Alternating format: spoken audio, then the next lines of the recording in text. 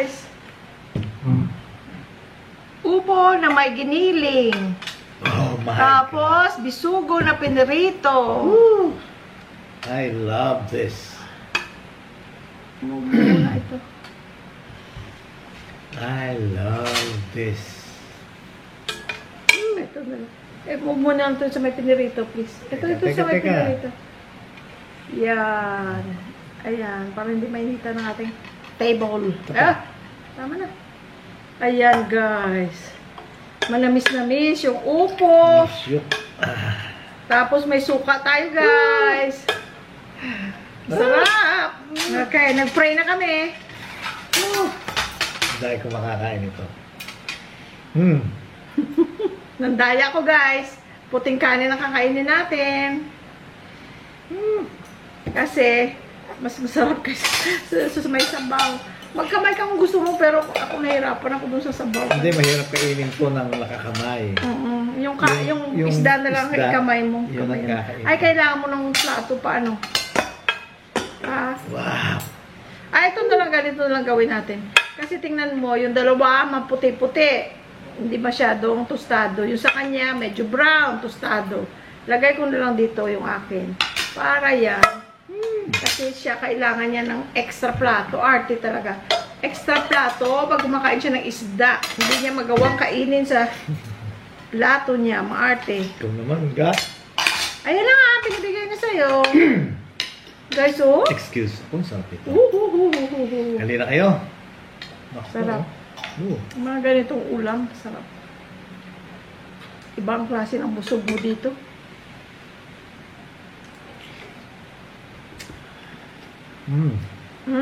Ha? Ha? Ano? Sarap? Wala na lang, gusto ko itong upo. Lahat na lang, ano, masarap. Lahat na lang gusto, no?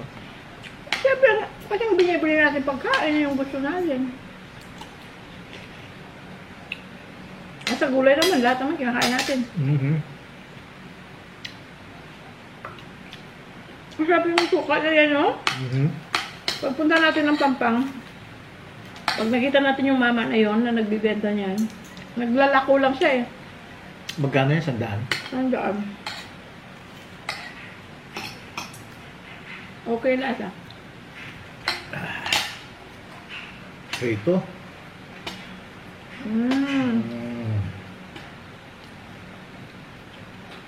Tinik. Ang sarap. Terno? Ha?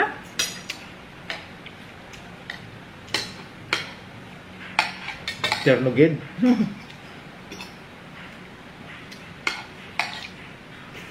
Tapos may yung gulay hindi siya labog. Ang gulay hindi labog.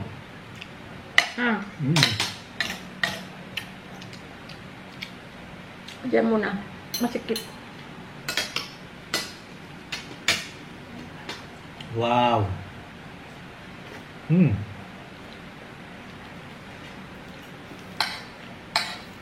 Excuse. Kain tayo, guys!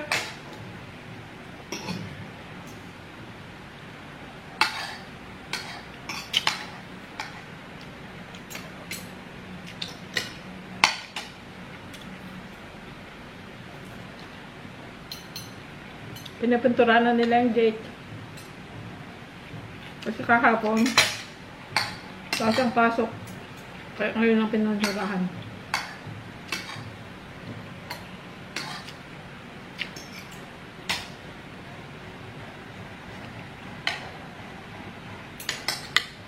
Pagka sa pintura, si Jimmy pinapadala yung kapatid niya. Sa pintura sila. Ito guys, oh, ice. At ito, cold din to, oh. Galing sa dispenser, water dispenser. Sarap dito kasi tubig. Pag may sabaw. Yun ang sabi niya. Yun ang sabi mo, pag mga ulam na may sabaw, gusto mo tubig lang.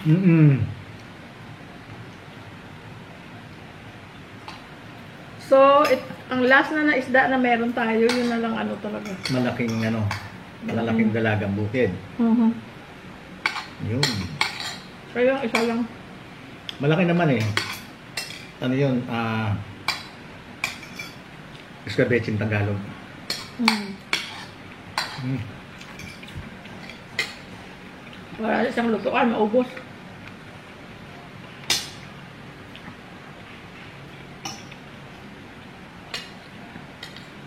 Sarap.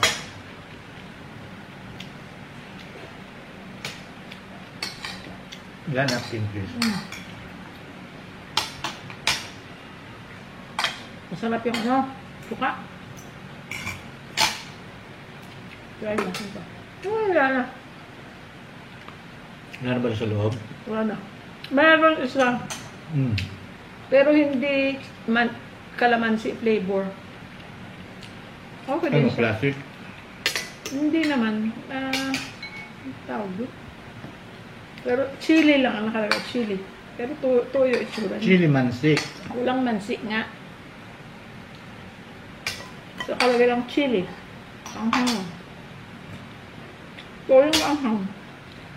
Ay, ang sarap ng tubig na malamig.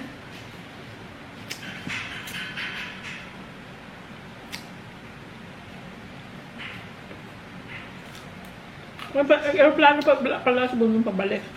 Ha? Aeroplano pala siya pabalik. Ngayon 2:30. Today. Ngayon pala siya uwi.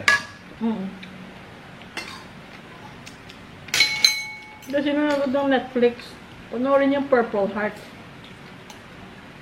Kung hindi nyo pa napanood. Ang ganda. Pinanood ko kahapon. Purple Heart.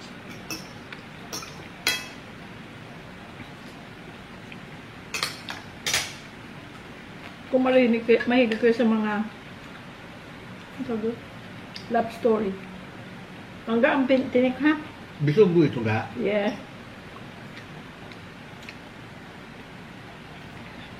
Kaya malambutan naman niya. Yes. Shout out sa mother and mga sisters ni Sel. Kasama ko dati sa Kaiser. Nandito sila sa Pilipinas. Ga. Please. Yan. Ubusin natin to kaya. Para wala nang tatakpan. Tama na. Yan ang kain ko, gulay. Nalakas kumain guys, no? Hayaan nyo na ako. Matanda na ako, pagbigyan nyo na ako.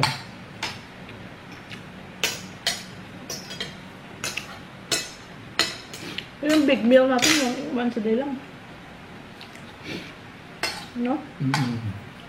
Hindi sa gabi. Para pagka dumating yung hindi ko na malasahan ng pagkain, at least nakain ko yung gusto ko. Kagaya ng steak, sample. Hanggang ngayon pa tayo nakakain ng steak dito. Hindi. Sa restaurant o sa bahay. Hindi. Kasi, You know why? why? I know why. Kasi sawa naman tayo doon. Kasi yun ang madali mong mabunot, diba guys? Pagka wala ka nang maisip maluto, wala ka nang time. Kami, pagka may pinuntahan kami, o anong kakainin natin? Dahil kami ng grocery. Namimili ka chicken or steak. Dahil kasi pagdating sa bahay, ako yung hugasan ko kasi steak. Hugasan ko lang tapos titimplahan ko na. Tapos nung prito lang. Prito mo lang Kain ng ka na. butter. Kain na. Eh kung magigisa-gisa ka pa, maghiwa-iwa ka pa na kung ano-ano. Sa trabaho. Kaya, yun ang madali mong yun ang madali mong mailuto. Ang mga bata, gusto nila. Parisan mo lang ng mushroom.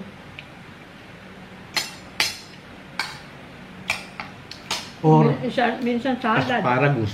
Or asparagus. Na stir-fried. Yung ulo niya wala kang makain, matigas na. Kaya, kumbaga, dito, talagang kinakain namin yung hindi namin lagi nakakain doon.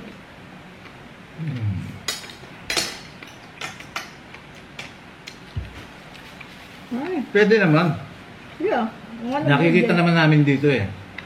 Pag nandiyan kami sa Lander, Daming steak. SNR, daming steak. Kaya lang, pag nakita namin, SM. SNR, SM, pag nakita ko, Hindi. parang iwas muna ako. Parang hindi siya inviting. Kasi for example, ang sarap, ang ganda ng itsura ng isda. Mm-mm. Ang ganda ng itsura ng gulay. Mm-mm. Yun, excited kami dun.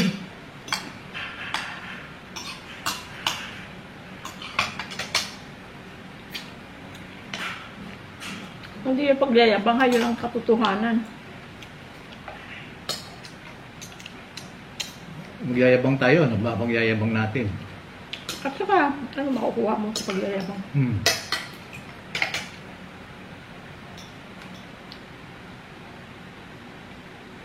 Yun kasi ang madali, di ba? Prito mo lang. Wala ka nang hihiwain. Hiwa na siya ng... Slice na siya.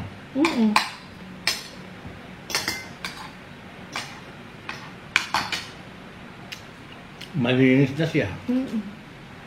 Kaya lang ako, inugasan ko. Yeah. Dahil parang i-imagine ko yung siyempre pagka ilan ang humawak nun, di ba? From the slaughterhouse hanggang sa ano yun na yun, slice na yun. Ang ano lang, di ba makikita mo sa mga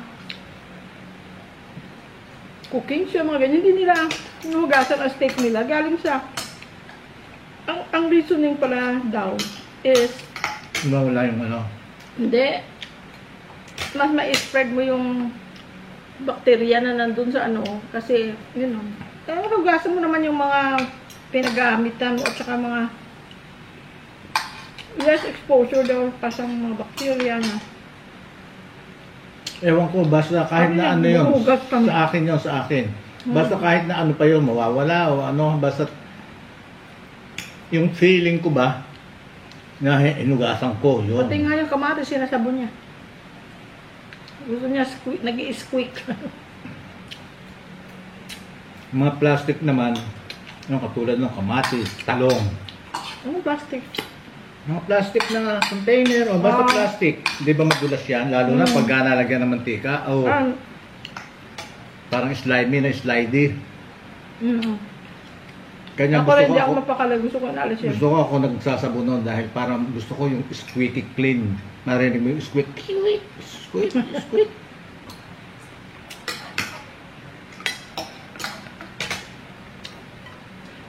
Kaya hindi ako nagme-mixing bowl ng plastic kasi hirap linisin. Kaya mo, mixing bowl mo or yung bowl mo na huga, doon ka maghuhugas ng manok o karne. Wala na tayong suka, oh. Ano mo konti asin?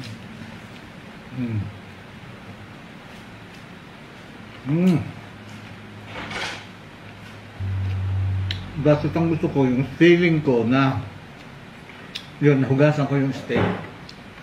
Tapos, dadry ko siya ng ano, paper towel. Yung ano, kilawin. Pag nagkikilaw kami, tuna, kasi may bibili ron tuna, mga ganyan kalaki. Yung mga tuna na ganyang kalaki na slice na, tapos ano yung vacuum sealed na plastic. Yun, may nabibiling ganon. Yeah, pagka nakikilaw tayo, tsaka salmon, inuhugasan ko yun. Tsaka ako dinadry ng ano, paper towel. Kasi yung feeling ko lang, yung, sa akin lang yun. Hindi ko sinasabing i-apply ng lahat. Yung dati, tumatawag pa tayo sa Winco, pagka ano kung meron. Tapos, okay, we'll call you back pagka ano, dumating ang mga tuna. Sa Winco. Palilit na hiwa na siya. Fresh na siya. Fresh vacuum sealed. Yung Winco, 24 hours. Sabaw? Okay. Sarap. Thank you, Lord. Baro na yan. Ito, konti pa. Kasi wala na ako, tapos na ako. Pahingin lang tubig, please. Gusto mo sabaw nito? Ito na nga. Eh, sorry. Thank you. Ganito rin ang pagkaluto ng cucumber, di ba? Yeah. Yan. Yung paggamit sa ilang cucumber. Ganyan din. Ganyang hiwa. Ito. Yan. Gantong hiwa. Yan. Hihiwain kong ganyan. Tapos, bilog siya, di ba? Hatiin kong cross. Tapos, tatanggalin ko yung pinakagitna yung buto. Kaya para magiging triangle din siya. Ay, hindi triangle. Basta bite size ah. Medyo magiging parang pabilog. Thank you, Lord. Amen. Ang tipid mo naman sa ulam. Nung una ko nga ibinlag yun, ibinlag namin. Dahil nagtataka. Yung parang mga, yung unang mga ano namin. Na pwede Vlog. pala daw iluto. Maraming nagtataka, pwede raw palang igisang ganyan. Kaya ako manamis na miss pa. Kung natanda ko yung unang-una ko yung natikman nung niluto mo. Kung natanda ko nung una ko natikman yan nung niluto mo. Saan? Ano ako nun? Surgery ako. 1998. Ipinagluto ko sa Surgery ako sa gallstones. Tapos nung umuwi na kami, paano naman guys, buntis ako. Magsi 7 months pa lang. Tapos na-operahan ako, major surgery. Yung gallstones dun sa abdo. Yung mga bato-bato. Kaya nung umuwi na kami sa bahay, Hindi naman siya pwedeng kumain sa labas. pinagluto niya ako ng ganyan. Sabi ko, ano yan? Hindi ko, ano yung gulay na yan? Sabi ko gano'n. Sabi ko, ang sarap. Sabi niya, ano daw? Cucumber. Pipino. Ko, niluluto pala yung pipino. Sa amin, sinasalan na yung pipino. Masarap. Aray. Marandahan.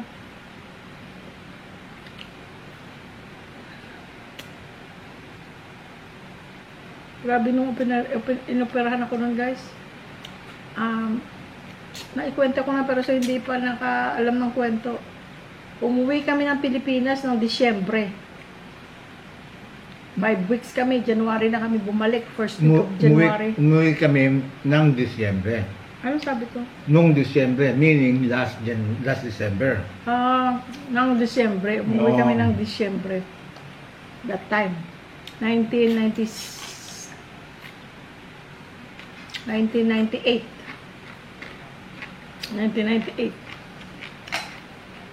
Si Angel, wala pang 1 taon. Puro buntis na ako kay JR. Ano na ako? That time.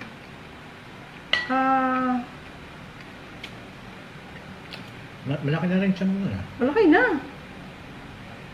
Kasi walang 1 taon nga ang pagitan nila eh. Anyway, umuwi kami na Disyembre. Huwag mo nang bilangin, magkamali mo na yung nasabi. Basta buntis ako kay JR. Malaki rin siya ko. Umuwi din ang nanay. Si Portia, na kapatid ni Percy. Nanay ko. Nanay niya. That time, wala pa yung parents ko sa Amerika nung umuwi kaming lahat. Pero si nanay at saka si Portia, sabay. Kasi inantay niya si Portia dahil may pasok pa or something. Nauna tayo ng konti, no? Kasi kami pupunta pa sa amin. Sa Rojas. 5 weeks kami sa Pilipinas. Bumalik kami ng early January. Bumalik na ako ng trabaho. Buntis ako. 3rd week of January, mga 2 weeks later lang, mula nung dumating kami, ang nanay namatay. Kasi ang nanay nagpaiwan na sa Pilipinas that time. Namatay. Kailangan niya ngayon bumalik. Ako, hindi ako pwedeng bumalik dahil kasi sagad ko na yung bakasyon ko. So bumalik siya. 2 weeks lang. Mula nung dumating kami from the Philippines, bumalik na naman sila ng Pilipinas ni Portia ulit. Dahil namatay ang nanay. Ako ngayon at si Angel na iwan. Buntis ako kaya ang laki ng tiyan ko. So, nung una masakit-sakit ang tiyan ko. Laging yun dito sa parang feeling ko na hindi ako natunawan. Ang iniisip ko naman ay hindi tama yung kain ko dahil ako lang mag-isa. Tapos na-stress ako na ako lang mag-isa sa bahay. Sa umaga, maaga pa akong gigising. Ida-drop off ko na si Angel sa babysitter na malapit lang naman sa trabaho namin dahil kasi ang nagbi-babysit yung nanay ng kaibigan ko. Alam mo, hanggang ngayon buhay. Ang nanay ni Caroline, she looks good. Nakita ko nung isang araw sa Facebook. So, medyo masakit ang tiyan ko lagi. Yung parang dito, parang feeling ko hindi ako natunawan. Ilang araw yun. Hanggang sa one day, nagpadalan ako dun sa kaibigan ko, Caroline. Hinatid ko sa, parang, very uncomfortable ako. Dinrive ko pa. From sa bahay namin, dinrive ko para i-drop off si Angel sa babysitter. Tapos, buti na lang si Caroline off. Hinatid ako ni Caroline sa hospital. Ay, hindi, may pasok pala si Caroline. Tinawagan ko siya. Sabi ko, Carol, papunta ako sa inyo. Dahil kasi ang sakit ng tiyan ko, papunta ako ng hospital. Hindi sakit na manganganak. Hindi yung para kung hindi natutunawan dito sa para kung nag-heartburn na 100 times ang sakit. Sabi niya, sige pa, uuwi ako. Sabi ko, gano'n. Sabi niya, kaya mo ba mag-drive? Sabi ko, hindi yata. Kasi para na akong feeling ko magpapass out ako sa sakit. Pagdating ko doon sa kanila, halos sabay na kami ni Caroline na dumating sa bahay nila. Dinala niya ako sa ospital, si Angel nasa kina Caroline. Kasi siya nasa Pilipinas, bumalik dahil namatay ang nanay. Nanay ni Caroline ang magbabantay. Nanay din. Nanay tawag din namin. Alam mo kasi hindi na ako pinauwi that day. Tapos, ma-operahan na ako the next day. Kasi yun, magbo-burst na kung hindi ooperahan. Ayun. Tumawag ako sa Pilipinas. Kakatawa pa. Tumawag ako sa Pilipinas para sabihin sa kanya na nasa hospital ako. Kailan ka ba babalik? Kasi sabi ko, nasa hospital ako, si Angel nandun lang sa babysitter, which I trust them. Salamat sa Diyos na trust ko sila. Kasi ang nanay ni Caroline, parang nanay ko na rin. That time, wala pa sila mami sa Amerika noon. Lahat yung guidance ni Lord sa amin, laging nandyan. Tapos ang dala kong gatas kay Angel, ilang timplahan lang, pa si Caroline. Ako, malaking pasalamat ko sa kanilang mag-ina. Namili pa ng gamit ni Angel. Kasi that time si Carol, meron ding baby. Mas matanda lang kay Angel ng ilang buwan lang. Kaya, may mga gamit, may mga damit, may lahat. Dinala pa ni Carol. Sabi niya, dadalhin ko dito sa hospital si Angel para matuwa ka, makita mo. Sabi ko, wag na Carol, wag mo na akong bisitahin, nakakahiya. At saka, alam ko, busy siya. 2 anak niya, may trabaho pa siya. Sabi niya, basta. Alam mo, pagdating ni Angel, ang ganda-ganda ng suot ni Angel. Damit ni Jack. Ni Jack. Si Jack, naging military. Tapos nakasapatos pa si Angel, wala naman siyang dalang sapatos doon. Siya nasa Pilipinas tumawag. Yun nga guys, nakakatawa kasi tumawag ako. Ginagamit ko yung yung ATM card ko. Ayaw mag-work. Tumatawag ako, ginamit kong credit. Sabi ko, bakit kaya? Credit card, ayaw rin mag-work. So tumawag na ako through operator. Sabi niya, ang sagot ng operator, sabi ko, my ATM card should be okay, my credit card should be okay, pero it won't work kasi ilalagay mo doon para doon matcha-charge yung tawag. Ayaw mag-work, nag-i-error. Sabi ng operator, the country you are calling is full of fraud. Kaya we don't allow, at that time, 1998, sabi niya, hindi lulusot yung mga hindi basta-basta. Hindi basta-basta lulusot yung magagamitin mo yung card. Kailangan talaga makausap yung card holder, something like that. Tapos sabi niya, sabi ko, di, ano mo na lang, i-charge mo na lang sa home phone number namin. Yun. Is there somebody that will accept the call? Sabi ko, Wala. wala nga. Dahil kasi ang tatawagan ko yung asawa ko nasa Pilipinas, namatay ang nanay niya. Ako nasa hospital, operahan ako, kailangan ko siyang makausap. Nobody is at home to receive the charges. Kasi kailangan, pag connect, may sasagot doon, okay, I accept the charges. Ganun. Dati nung unang panahon, ngayon may mga cellphone at lahat. Tapos ang nangyari, sabi niya, paano ba yan? Sabi niya ganun, wala ka bang ibang tao na makaka-accept ng charges? At that time, wala pa yung kapatid ko rin doon. Wala pa. Wala pa sila sa Amerika.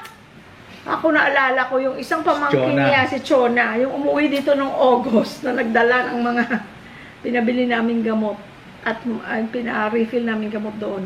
Thank you, Chon. Thank you, Chon. Tapos tumago ko kay Chona muna. Sabi ko, tawagan ko muna si Chona. Sabi ko, hindi. Ang operator pala tinawagan si Chona. Do you accept the charges? Habang nagsasalita ang operator, kasi maririnig mo. Sabi ko, Chon, ako ito.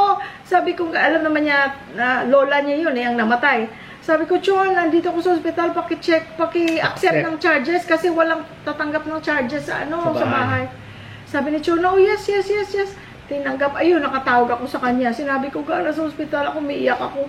Gala sa hospital ako, operahan ako. Nang akala niya siguro, cesarean ako. Sabi ko, hindi. Buti na lang, hindi ako galang tao. Paano kung nasa nightclub ako? I know. Katulad ng iba na nasa nightclub nung gabi na yun. Tumawag ka, hindi mo rin ako makakausap. Sumagot ng telepono si Marisa yata yun. Yung kapatid ni Chona. Nandito naman si Marisa sa Pamangkin ko rin. sa Pilipinas. Tinawag siya, Kuya Boy, si Tita. Nasa hospital daw. Tamo, lagi lang ako sa bahay, kahit saan. Thank you, ga. Tapos ayun, nagkausap, umiiyak ako. Tapos, by the time na siya, pauwi, naoperahan na ako. The next 2 days pa siya dumating. Pero naoperahan ako. Pero sinabi ko lang kasi sa isip ko, paano kung may mangyari sa akin? Hindi niya alam, ba't wala siya sa bahay pala, patay na. Nagbayad pa ako nun dahil nagpa-change ako ng schedule. Para makauwi agad ako. Naoperahan ako. Kaya diretso ako from airport. Dumiretso sila diretso sa kami ni akin sa Portia hospital. sa hospital. Yan. Tapos nakatawa pa doon si Portia, no? Ay, hindi. Iba pala yun na nung pumunta ka pala, nung binisita mo na ako the next day ulit. Ang bango mo ga? Ano bango? Ano yung pabango mo? Isda. Hindi, mabango nga. Ngayon. At that time baka ikaw. That time nasa bahay pa siya yata. Tapos, Teka, sino pala sumundo sa amin nun? si Ismael. Kaibigan niya. Wala pa naman mga grab dati. Grabe yung dasal ko nun na magiging okay si JR kasi buntis ako nung inoperahan ako eh. Buti walang question na sino isa-save ko. Ikaw o yung baby. I know ha, di ba sa mga drama, ganun sa mga movie. Sinong gusto mong isi-save? Ang asawa mo o ang anak mo? Sino isi-save mo? Ha? Sinong Pareho kayo. Hindi nga, sasabihin ng doktor na isa lang. Pagka ikaharap kita, hindi sasabihin ko ikaw. Pagkaharap ko si JR, sabihin ko siya. Di ba? Si JR sa tiyan ko pa, paano mo siya maharap? Hindi, ngayon. Pagtatanungin niya ako, Dad, sino isi-save mo? Si Mami o ako? Pagkaharap ko siya, ikaw. Ngayon, tinatanong mo ko, sino isi-save ko? Ikaw o siya? Ikaw. Ang dami guys, stones. Sa tiyan, sa gallbladder ko. Inumin mo pa yun eh. Inumin natin Binigay yun. sa akin ni Doc. Nasa Sabi niya, bote yun when is your husband gonna be home? Kabayaan niyo na ako ha, friends. Kaya kumain ako. Kung ano gusto kong kainin. Hindi, ako naman talaga. Wala namang bawal kasi sa akin sa pagkain. Pero alam ko kung ano yung mga masama. Hindi bawal na masama. Pero gusto kong kainin lahat. Kaya lang, in moderation. Ganon. Pwede ko kumain ng kahit ano. Pakonti-konti lang. At saka hindi always, hindi palagi. In moderation. Ganon. Sabi ng doktor, si Dr. Eke, hanggang ngayon friend kami ni Dr. Eke. Kasi naging katrabaho ko siya. Kasi that time, hindi pa ako sa Kaiser, pero Kaiser insurance ko, so Kaiser patient ako. Pero hindi pa ako nagtatrabaho. It took another 2 years bago ako naging Kaiser Huwag employee. ilahin lahat muna. Ha? Ganunin mo lahat. Hindi ko maalis ka eh. Okay. Kaya ginaganon ko. Hindi Okay. maalis eh. Tapos, the day after surgery, sabi sa akin ni Eke. Dr. Eke. Nigerian siya guys. Sabi niya, Jerlyn, is your husband back to the US yet? Sabi ko, not yet. Sabi ko, tomorrow. Sabi ko ganun. Sabi niya, ginaganon niya ako sa bote. Sabi niya, ito yung mga gallstones mo. Sabi mo, gagawa ka ng kwintas. Sa dami. Tapos nagkaka-friend din sila kasi naging pasyente niya na rin siya after.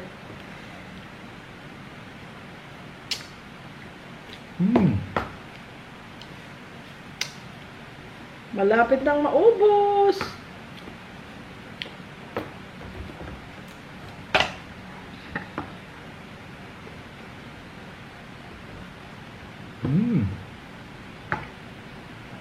Anuhin ko na nga ito lahat. Para na lang.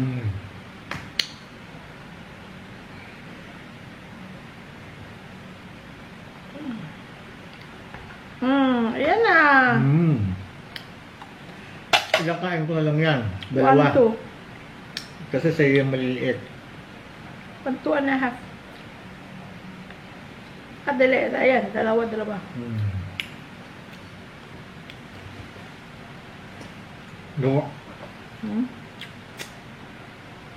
Gawa ko ulit ha.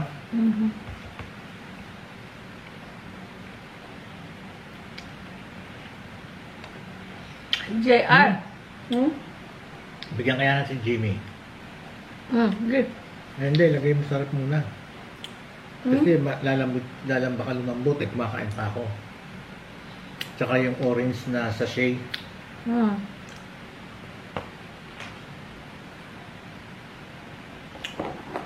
Kaya mo na? JR guys, natulog sa tiyan ko ng 2 araw after dahil sa anesthesia.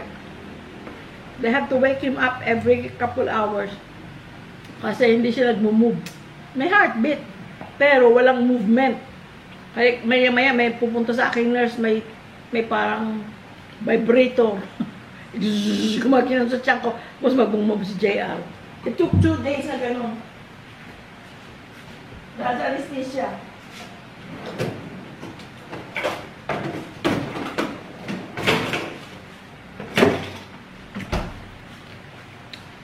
Ulitin mo, baka hindi narinig dahil sa... Dahil sa anesthesia. Kaya si JR tulog ng 2 araw.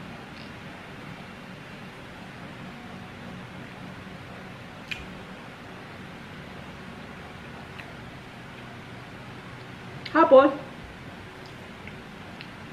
yung nurse na during surgery, kasi narinig ko lahat dahil hindi ako mabigyan ng yung pre-op na pampatulog, na pamparelax dahil kasi nga buntis ako. So sabi ng doktor na magagamot niya hindi pwedeng bigyan sa'yo, doon ka nabibigyan na yung anesthesia na diretso na kasi, di ba usually, wini-wheel ka pa lang, nandun ka pa lang sa, wala ka pa sa surgery, may binibigay na sila, kaya ano ka na, hilo ka na, wala ka na alam. Pero ako, doon na ako binigyan kasi nga, the less na pampatulog mabigay nila is better daw. Kasi syempre sa bata. Basta make sure na tulog ako ha, na hindi ako aware ha, kasi ako sa pain, yung pain tolerance ko. No, wala kang malala, wala kang matatandaan, lahat ganyan. Yung Dr. Eke, nagde-demand ng OB nurse na ilagay kasama niya doon sa, at saka yung mga OR nurses syempre nandun. Pero gusto niya ng special talaga na may OB nurse sa loob ng operating room. Tapos naririnig ko siya sa nakikipagtalo doon sa house supervisor. Sabi sa Kaiser, kasi sabi niya, ang pasyente ko ang nanay, hindi ko pasyente ang baby, but I want to make sure na ang baby is okay. Wala akong alam sa baby, kaya kailangan nyo magpadala ng ganito, ganyan. Eh sabi, ay ang OB doctor daw pupunta lang checkin ang pasyente to make sure the baby is okay para No. maka-go ahead ka sa surgery mo. No. Sabi niya, no, I want at least a nurse here, I want an RN. Kaya, yung mga taga-OR doon, sorry ha, you have to hear this. Sabi niya, kasi hindi ka nga, sabi niya, you have to hear all this. Sabi ko, it's okay, I trust you guys. Sabi niya gano'n. I'm just glad na, sabi ko, he's fighting for me. Sabi ko gano'n. So, kasi daw, short staff. Sabi niya, I don't care kung short staff kayo. I need to do surgery and I won't do it until my nurse na from OB to take care of the baby. Kaya nakamonitor yung nurse sa, nakamonitor. Kasi ayaw niya mga OR nurses lang. Sabi niya, gusto niya talaga yung OB nurse. Kasi syempre yun ang specialty nila. Yung mga buntis. Pagising ko, guys, ang una kong nagising ako sa sakit nung tapos na, nagising ako, sakit kasi dito, ang laki ng hiwa, dito sa tiyan ko. Sabi ng nurse, okay, I'm gonna give you medicine. Ang unang tanong ko, natandaan mo, sabi ko, is my baby okay? Thank you, Lord. Tapos ang sumagot, yung OB nurse, na hindi ko na siya nakita nung bago pa Surgery. hindi ko siya nakita. Sabi niya, I was the nurse, sabi niya, with you during surgery, sabi niya ganun. I monitored your baby, sabi niya, your baby is fine. Sarap. Tapos once you get to the floor, sabi niya ganun, the OB doctor will see you. Excuse. Tandang-tanda ko, guys, ang itsura ng nurse. 2 years later, nagtrabaho ko sa Kaiser. Gusto kong makita yun at magpapasalamatan yung nurse na yun. Never kong nakita. And then one day, sa elevator, may mag-asawa na mga empleyado ng Kaiser, naka-uniform. Tapos, sa isip ko, sabi ko, naku, nahihiya naman ako nag-smile ako sa kanya. Sabi ko, parang ito yung nurse. Sabi ko, parang ito yung nurse na Siyempre, Nag-assist kay Dr. nag-assist Eki. ako sa nag-monitor sa baby. Sabi ko, kaya lang, nahihiya ako magsabi. Sabi ko, tapos biglang bumukas na elevator. Hindi pa ako nakasabi sa kanya. Nagbukas na mo elevator, lumabas na siya. Sabi ko, ay naku, doon siya sa floor ng OB, bumaba. Sabi ko, baka nga, yun nga yung nurse. Eto na ngayon, ang lalaki, kasabay ko pa, hindi bumaba doon yung lalaki na feeling ko mag-asawa sila. Sabi ko sa kanya, doon ko kinausap ngayon yung lalaki. Sabi ko, was that your wife? Sabi niya, yeah. Sabi ko, does she happen to work in OB? Sabi niya, oh yeah. Sabi ko, oh my gosh, siya yun. Sabi, kinuwento ko sa kanya, na ganito, ganyan, na may nurse ako na gusto kong pasalamatan. Hindi ko na siya nakita ever after ng surgery hanggang nakauwi na ako. Yeah, she works in there. Sabi ko, sa taong 1998, nagtatrabaho na ba siya? Sa ganitong, February yun, 1998. Sabi niya, yeah, sabi niya gano'n. Sabi ko, ganito, ganyan. Alam niyo guys, from that time on, na-ask siya yun for sure. Kasi namukhaan ko siya, tapos na-confirm ko dun sa lalaki na sa OB siya nagtatrabaho at sa panahon na yun, 2 years ago, nagtatrabaho siya dun. Napasalamatan ko siya, guys. Eventually, napasalamatan ko siya. Tapos, years later, nagkikita kami siyempre. Minsan, nagkikita kami sa hallway. Hi. Tapos, nung nagtrabaho na ako, the last few years na nagtrabaho sa Kaiser, nasa clinic na ako. Naging pasyente, siya ng mga pasyente. Pinasalamatan ko siya ulit kasi matagal na kami hindi ulit nakita. Sabi ko, naalala mo ako? Yes, sabi niya. Sabi ko, I'm still very thankful. I still appreciate you and forever. How's your son? Sabi ko, malaki na. Adult na. Ngayon guys ang kwento. Tapos na tayo. Thank you guys ha. Sige. Sa pakinig sa kwento. Sige, bibigyan ko ng merienda si Jimmy. Sige. Ha? Oh, friends, thank you Lord for all the blessings, for all the food. Thank you so much, dear Lord. Para sa inyo, anong sasabihin namin? Wala na. Kaya, we love you all. Bye-bye. Smile. Jimmy guys yung nagpipintura ng gate. Eh. Thank you.